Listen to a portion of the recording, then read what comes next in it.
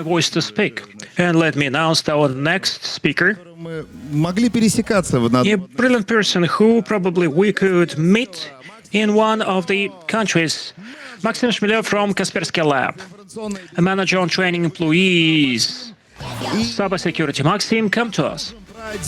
фейки. And let's continue speaking about deepfakes. How to protect ourselves against deepfake. По этой теме. Давайте. And these are the people who are top leaders on that aspect. Yes. Good afternoon, dear friends, and I'm glad to see all of you. And finally, we have a very good weather. I just think this is something that we'll all celebrate. And now, I'm going to tell you about one interesting technology that can tell lies, but at the same time, it does it so smart way that we all believe in that. This is a story about deepfakes with their dark content. My name is Maxim. I am developing training aspects for Kaspersky Lab. And in 2024, we cannot trust our own eyes. And now I'm going to tell you why. So let's start with the very first thing. So that's about the replica with the face of truth, with the mask of truth. So as you can see, there are some familiar faces, Jason Statham and Keanu Reeves, who are starring in a Russian series. How it may happen, and the actors themselves do not even suspect that they are taking part in some of the Russian series, and these are not real actors. That's a fake. And to be more precise, that's a deepfake. Such videos could be found on the internet very easily and at first glance. This is just funny. But what started originally as something funny, end of the day, turns into something scary, into some cool. So what deepfake is about? Deepfake, that's about a fake that is made by neural networks. It imitates the mimics and the voice, and it does it that sometimes you cannot tell that from the truth. And most importantly, all these things are done automatically. So it means that you don't need either the decorators, just a couple of minutes of some video and some right video, and you can make a video with Tom Cruise, for instance. You can do that with a couple of minutes. And very often the people, when they hear deepfake, and when you start telling them about that, they would say, oh, okay, it looks like another Photoshop, so what? Does it make any sense to say anything about that? But the key difference between editing and deepfake is just like between 3D printer. So editing is done by a person who would just copy and paste something or cut something, but deepfake is made by neural network. It imitates the face, it learns to imitate the voice, the movement, and it does it mass scale.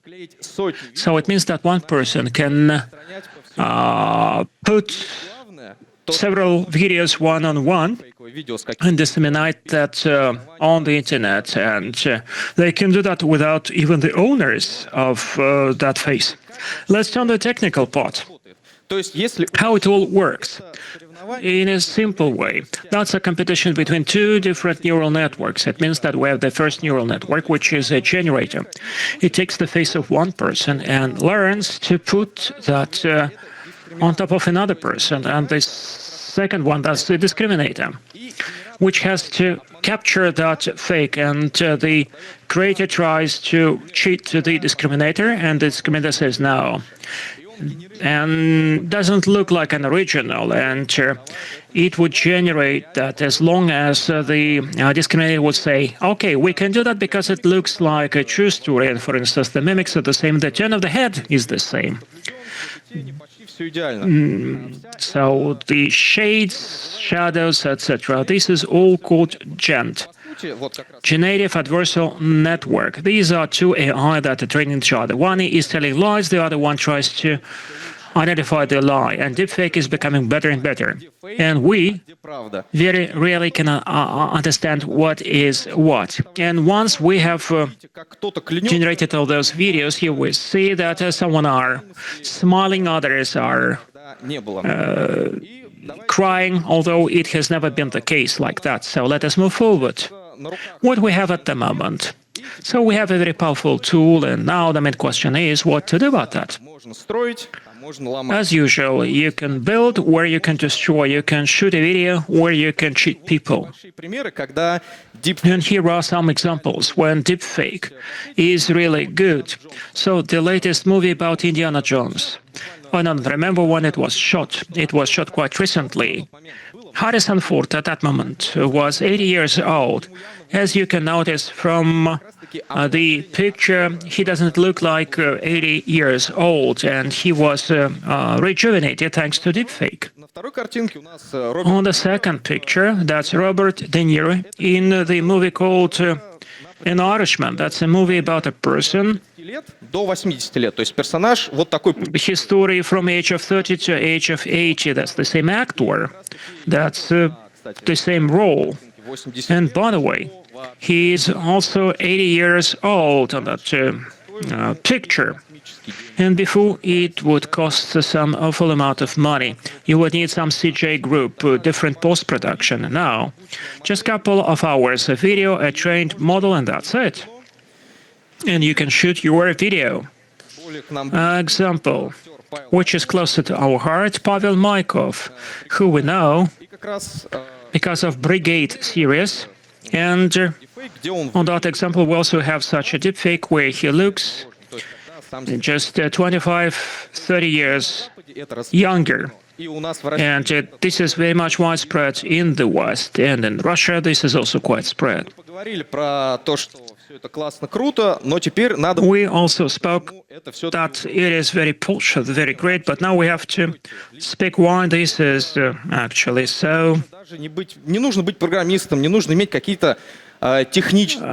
bad, because you don't have to be a skilled engineer. There are dozens of servers. For instance, you upload the application and a person would speak with your voice, and as a result, the deepfakes become a tool for swindlers or fraudsters. What are the most frequent scenarios? For instance, the calls from your family members. Can you imagine that your family member is calling you and says, "Oh, something happened to me," for instance, would suggest to confirm some parcel, saying that I by accident actually put your name and tell me that code. So that's the same voice that you hear, and you do not even suspect that something can go wrong, and you give that short message to them, and then just a couple of hours you check with Gosuslugi and you see that some micro loans have been executed. CO fraud, when a video message would be sent, like send money to that supplier. So these are the whereabouts, and it was a deepfake, and the money was channeled to a fraudster. Then disinformation, which is quite frequent, when there might be just some fake videos with different experts, and people started discussing them. Then it would turn out that this person never said anything like that. And this is not a theory. This really happens among us. Some more specific cases that really used to be. So this is not an assumption, that really already happened. Let's start with some everyday life. So quite mundane situation, for instance. In early 2024, a lady picks up the phone and alleges that's the son calling her, saying, "Mother, give me some money, 1,000 rubles for a gift to my friend." And funny enough, her son was sitting next to her. Next case, I probably think you heard about that. A 53-year-old French woman, and allegedly Brad Pitt was writing letters to her, started writing some love letters to her, and eventually he said, "Okay, I have that and that situation, and I need money in order to get some treatment. Send me this money." And she sent that money to her. Not only she gave him this money, but also she divorces with her husband because there is a Brad Pitt, and that's great, that's excellent. And the third thing, the third case, this is when the fraudsters cloned the voice of a rap singer and on his behalf started selling the album. And so people see that there is their favorite singer who is selling another album, and then it turns out that it was not an original, it was deepfake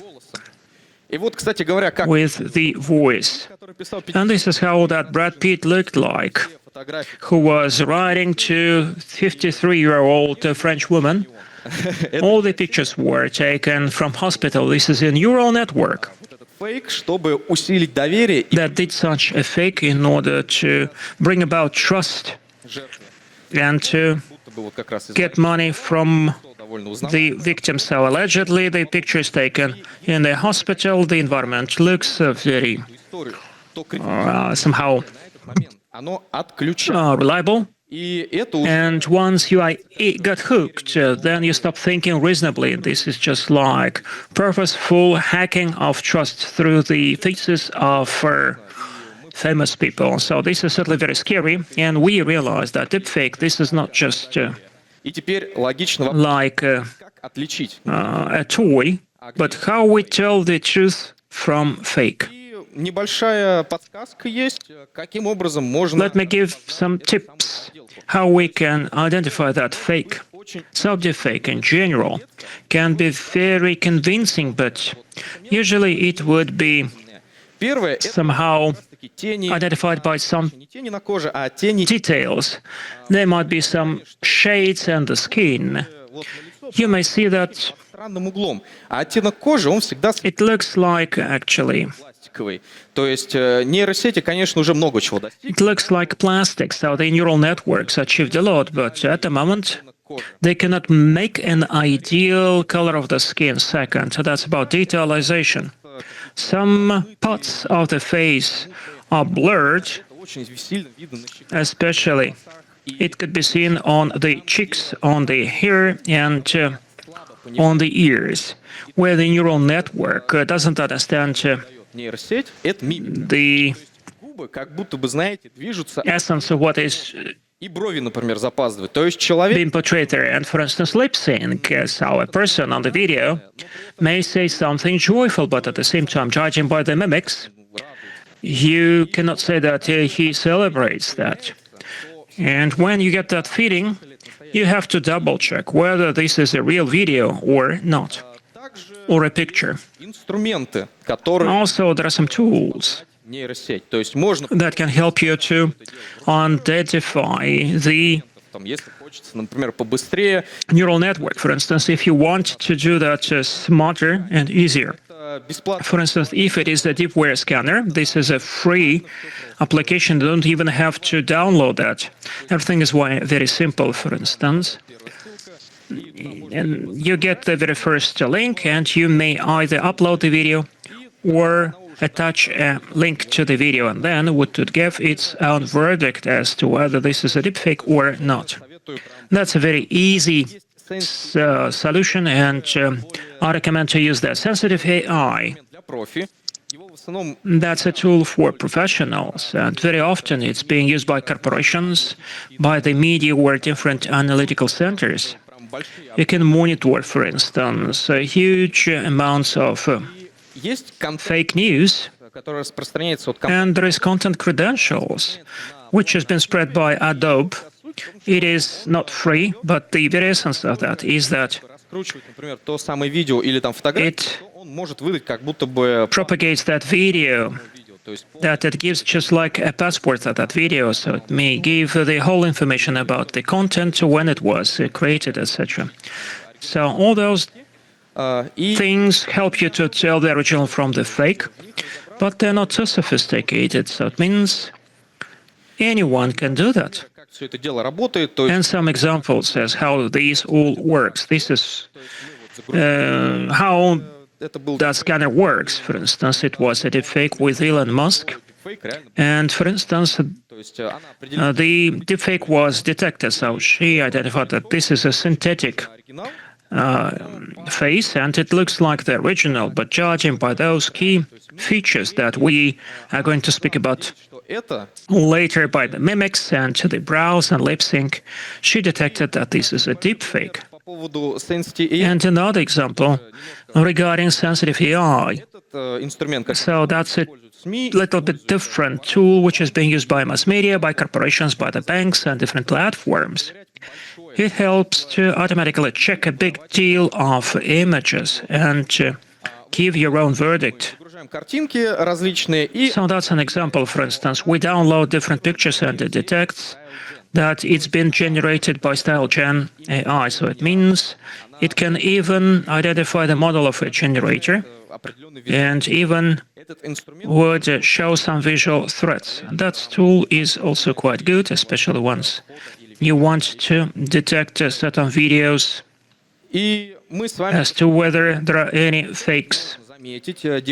So we have seen that deepfakes could be checked, and that's great.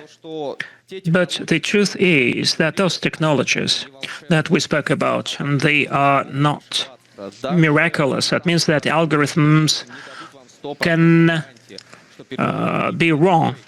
And those technologies will not provide 100% guarantee that these are fakes and not the original, because, well, actually, the deepfakes become better and better. But nevertheless, we have to admit that the technologies are not designed for everyone. Not everyone knows what could be checked through that technology. And sometimes people start putting all the videos into that deep scanner without understanding what is going on. And still, your main weapon is about doubt, especially once in the video or in a message. You are required to immediately ask, very rapidly ask. You have to doubt that. And the final part is what to do, end of the day, who to trust. You remember how the deepfakes work. We know how to detect them, what tools are there, what limitations they have, and the most important question is how to protect yourself against that. And the first line of that, this is not about deepware, not algorithms, not neural networks. This is about our own understanding. What is going on there? Not everything that looks like a video is true. And for instance, even your relatives may call you and would require some rapid actions. And this is really true as well. And not everything that looks very realistic would have anything to do with the reality. Deepfake, sadly. This is not magic. This is an algorithm. And if we know how it works, then we understand immediately where that fake is, where editing is. And the more we understand, that the harder it is to somehow cheat us, because knowledge is our tool. Then a very easy principle: before trusting someone, you have to check, for instance, where this or that video emerged for the first time on the news website, or for instance, on the Telegram or in the comments. Then I suggest that you compare that news with other pieces of news. If it is true, then most likely it would be written by a big deal of sources. And if you want to be 100% sure, then you have to check that against the tools that we spoke about, for instance, the deepware. And the final rule is don't make any reposts before you make sure that this is true, because we can become sources of deepfake and fake information that someone has launched, and we have reposted that, and we put that on the conference, and it becomes viral. And it means that we are becoming the sources of fake ourselves. Double check. This is not a skill, so that's a skill, but not a paranoia. And the conclusions are the following: deepfake still. This is not just about technology. This is a challenge to our perception. And to tell the reality from Есть инструменты. the fake. Самый главный из них We have necessary tools, and the most important tool is right there, inside our head. That's our brain. нужно задавать. А правда ли то, что я сейчас You have to ask question whether this is true what I see. мой там Is руководитель, it true that really мои родственники? this is my boss who is calling me or my relatives are calling me? You have to check that or even double check that. Что вам все понравилось. Я надеюсь, что вы That's it, and I hope that you liked that, and I hope that it was quite interesting to you. Should you have any questions? On the right-hand side, you have a flag, and I will be staying there to take your questions. I even have gifts from Kaspersky Lab. Максим Шмелев. Thank you so much. It was Maxim Shmelov from Kaspersky Lab. Информационной безопасности. И He really teaches the employees the cybersecurity. Firewall от всего вообще. Мне его в So the main firewall against everything. 90-е годы. Я никому вообще не верю. По дефолту просто. Я I don't trust anyone since 1990. So this is what I said, but not everyone is so lucky. Not everyone was kicked and beaten so fiercely in 1990s. по кибербезу нужно делить смело на два. Да какой делить надо? Well, Делить? Вообще ничего никому не верьте. Сами in terms of cybersecurity, there are no true things that could be said. So let us mistrust everyone. This is the way we would just say.